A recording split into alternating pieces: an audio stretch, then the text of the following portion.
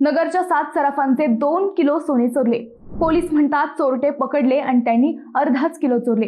1.5 kilo गेले कुठे? मंडळी, अहिल्यानगर शहरातील 7 सराफांचे 2 किलो सोने कामगार घेऊन पसार झाले होते। स्थानिक गुन्हे शाखेच्या पथकाने पश्चिम बंगाल गाठले व आरोपींना ताब्यात घेतले। त्यांच्याकडे चोरीबाबत चौकशी केली असता त्यांनी अर्धा किलो वजनाचे सोन्याचे दागिने काढून दिले। त्यांनी एवढेच सोने चोरल्याची कबुली दिली आहे। त्यामुळे चोरीच्या सोन्यात चक्क 1.5 किलोची घट आली असून हे सोने शोधण्याचे मोठे आव्हान पोलिसांसमोर उभे ठाकले।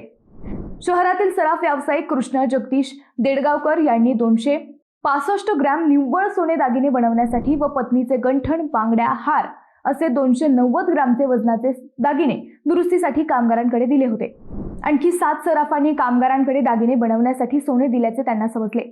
असे 8 जणांचे मिळून 2021 ग्रॅम सोने घेऊन कामगार पसार झाल्याचे उघड झाले।